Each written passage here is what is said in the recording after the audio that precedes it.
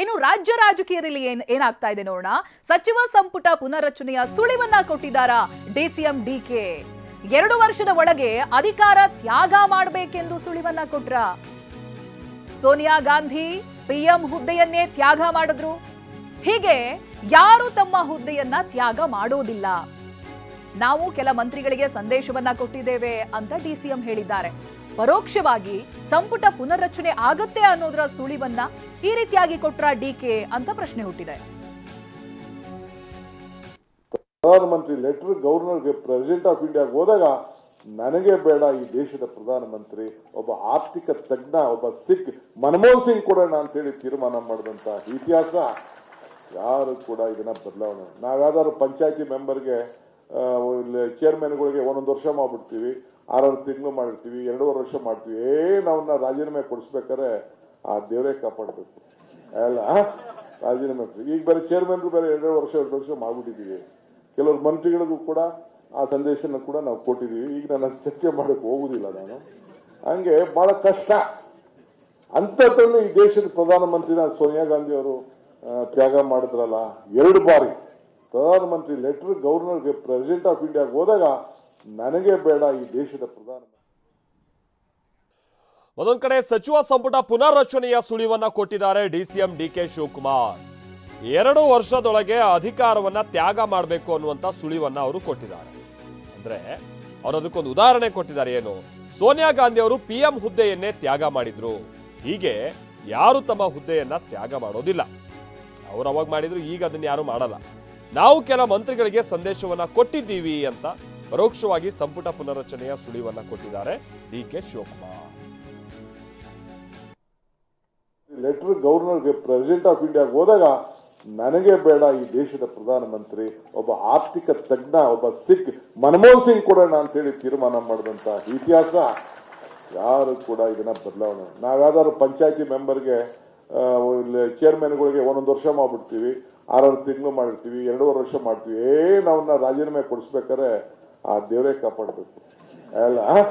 ರಾಜೀನಾಮೆ ಈಗ ಬೇರೆ ಚೇರ್ಮನ್ರು ಬೇರೆ 2 ವರ್ಷ ಮಾಡ್ಬಿಟ್ಟಿದ್ದೀವಿ. ಕೆಲವರು ಮಂತ್ರಿಗಳಿಗೂ ಕೂಡ ಆ ಸಂದೇಶನ ಕೂಡ ನಾವು ಕೊಟ್ಟಿದ್ದೀವಿ. ಈಗ ನಾನು ಚರ್ಚೆ ಮಾಡಕ್ಕೆ ಹೋಗುದಿಲ್ಲ ನಾನು. ಹಂಗೆ ಬಹಳ ಕಷ್ಟ.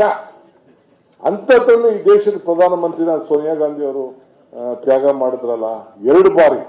ಪ್ರಧಾನಮಂತ್ರಿ ಲೆಟರ್ ಗವರ್ನರ್ಗೆ ಪ್ರೆಸಿಡೆಂಟ್ ಆಫ್ ಇಂಡಿಯಾಗೆ ಹೋದಾಗ ನನಗೆ ಬೇಡ ಈ ದೇಶದ ಪ್ರಧಾನಮಂತ್ರಿ. ಅಲ್ಲಿಗೆ ಸಂಪುಟ ಪುನರ್ರಚನೆ ಆಗಬಹುದಾದಂತ ರೀತಿಯಾದಂತ ಸುಳಿವಂತೂ ಈಗ ಡಿಕೆ ಶಿವಕುಮಾರ್ ಅವರ ಮಾತಿನಲ್ಲೇ ಅದು ಗೊತ್ತಾಗ್ತಾ ಇತ್ತು. ಕೊನೆದಾಗ ಅವರು ಒಂದು ವಿಚಾರವನ್ನ ಹೇಳಿದ್ರು. ನಾವು ಪ್ರತಿನಿಧಿ ಸುನಿಲ್ ಇದಕ್ಕೆ ಸಂಬಂಧಪಟ್ಟಾಗಿ ಮತ್ತಷ್ಟು ಡೀಟೇಲ್ಸ್ ಅನ್ನು ಕೊಡ್ತಾರೆ. ನಮ್ಮ ಜೊತೆಗೆ ನೇರ ಸಂಪರ್ಕದಲ್ಲಿ ಜಾಯ್ನ್ ಆಗ್ತಾ ಇದ್ದಾರೆ ಸುನಿಲ್. ಅಲ್ಲಿಗೆ ಒಂದಂತೂ ಸ್ಪಷ್ಟ, ತೀರಾ ಇತ್ತೀಚೆಗೆ ವಿಚಾರ ಬಂದಂತ ಸಂದರ್ಭದಲ್ಲಿ ಆ ಥರದ ಬೆಳವಣಿಗೆ ಏನೂ ಇಲ್ಲ ಅನ್ನುವಂಥ ರೀತಿಯಾಗಿ ಸರ್ಕಾರದ ಕೆಲ ಪ್ರಮುಖರು ಹೇಳ್ತಾ ಇದ್ರು ಕೂಡ ಈಗ ಅಂಥದ್ದೊಂದು ಪ್ರಕ್ರಿಯೆಗಳು ಯಾಕೋ ಶುರುವಾಗೋ ರೀತಿಯಾಗಿ ಕಾಣಿಸ್ತಾ ಇದೆ. ಅನ್ನೋಳು ಕೂಡ ಮೊನ್ನೆ ಬೈ ಎಲೆಕ್ಷನ್ ನಲ್ಲಿ ಕಾಂಗ್ರೆಸ್ ಪಕ್ಷ ತೋರಿರುವಂತ ಪರ್ಫಾರ್ಮೆನ್ಸ್ ಬಹುಶಃ ಬಲಿಷ್ಠವಾಗಿ ನಾವು ಈ ವಿಚಾರವಾಗಿ ಮುನ್ನುಗ್ಬಹುದು ಅನ್ನುವಂಥ ಒಂದು ಹುಮ್ಮಸ್ ಕೊಟ್ಟಂಗೆ ಕಂಡು ಬರ್ತಾ ಇದೆಯಾ? ಯಾಕಂದ್ರೆ ಡಿ ಕೆ ಶಿವಕುಮಾರ್ ಅವರು ಕೂಡ ಆ ಅರ್ಥದಲ್ಲಿ ಕೆಲ ಸುಳಿವು ಕೊಟ್ಟಂಗಿತ್ತಲ್ಲ ಇವತ್ತು. ಖಂಡಿತ ಮಾಲ್ತೇಶ್, ಈಗಾಗಲೇ ಸಚಿವ ಸಂಪುಟ ಪುನರ್ರಚನೆ ಆಗುತ್ತೆ ಅನ್ನೋ ಒಂದು ಚರ್ಚೆ ಸಾಕಷ್ಟು ದಿನಗಳಿಂದ ಇತ್ತು. ಆದರೆ ಉಪಚುನಾವಣೆ ಫಲಿತಾಂಶದ ನಂತರದಲ್ಲಿ ಏನು ಸಚಿವ ಸಂಪುಟ ಪುನರ್ರಚನೆ ಆಗುತ್ತೆ ಅನ್ನೋ ಒಂದು ಚರ್ಚೆಗಳು ಕೂಡ ಜೋರಾಗಿದೆ. ಅದಕ್ಕೆ ಪುಷ್ಟಿ ಕೊಡುವಂತೆ ಇವತ್ತು ಡಿಸಿಎಂ ಡಿಕೆ ಶಿವಕುಮಾರ್ ಅವರು ಒಂದು ಕಾರ್ಯಕ್ರಮದಲ್ಲಿ ಮಾತನಾಡುವಂಥ ಸಂದರ್ಭದಲ್ಲಿ ಅಧಿಕಾರದ ಬಗ್ಗೆ ಒಂದು ಅಧಿಕಾರ ಹಸ್ತಾಂತರ ಆಗ್ಬೋದು, ಅಧಿಕಾರದ ಒಂದು ಹಂಚಿಕೆ ಬಗ್ಗೆ ಒಂದು ಚರ್ಚೆಯನ್ನು ಕೂಡ ಮಾಡುವಂಥ ಸಂದರ್ಭ ಒಂದು ಉದಾಹರಣೆಯನ್ನು ಕೂಡ ಕೊಡ್ತಾರೆ. ಈಗೆಲ್ಲ ಗ್ರಾಮ ಪಂಚಾಯತ್ ಸದಸ್ಯರು 2 ವರ್ಷ ಅಧಿಕಾರಗಳಿದೆ, ಅವರಿಂದ ಅಧಿಕಾರ ತೆಗೆದುಕೊಳ್ಬೇಕು ಅಧ್ಯಕ್ಷನ ಸಾಕಷ್ಟು ಕಷ್ಟವಾಗುತ್ತೆ ಅನ್ನೋ ಒಂದು ಹೇಳಿಕೆಯನ್ನು ಕೊಡ್ತಾನೆ. ಒಂದು ಮುಂದುವರೆದ ಭಾಗ ಒಂದಷ್ಟು ವಿಚಾರವನ್ನು ಪ್ರಸ್ತಾಪ ಮಾಡ್ತಾರೆ. ನಾವು ಕೂಡ ಈಗಾಗಲೇ ಸಚಿವ ಸಂಪುಟ 2 ವರ್ಷ ಸಚಿವರಿಗೆ ಅನ್ನೋ ಒಂದು ಹೇಳಿಕೆಯನ್ನು ಒಂದಷ್ಟು ವಿಚಾರವನ್ನು ತಿಳಿಸಿದ್ದೀವಿ ಅನ್ನೋ ಒಂದು ಸೂಚ್ಯವಾದ ಒಂದು ಹೇಳಿಕೆಯನ್ನು ಕೂಡ ಕೊಡ್ತಾರೆ. ಅದಾದ ನಂತರದಲ್ಲಿ ಅದಕ್ಕೆ ಮುಂದುವರೆದ ಭಾಗವಾಗಿ ಅವರು ಇದೆಲ್ಲ ಮುಂದಿನ ದಿನಗಳಲ್ಲಿ ಮಾತನಾಡ್ತೀನಿ, ದೆಹಲಿಗೆ ಹೋಗ್ತೀನಿ ಅನ್ನೋ ಒಂದು ವಿಚಾರ ಕೂಡ ಪ್ರಸ್ತಾಪ ಮಾಡ್ತಾರೆ. ಅವರ ಒಂದು ಹೇಳಿಕೆ ಇದರಲ್ಲಿ ಸಂಪೂರ್ಣವಾಗಿ ಒಂದು ಸುಳಿವು ಕೊಟ್ಟ ರೀತಿ ಕಂಡು ಬರುತ್ತೆ.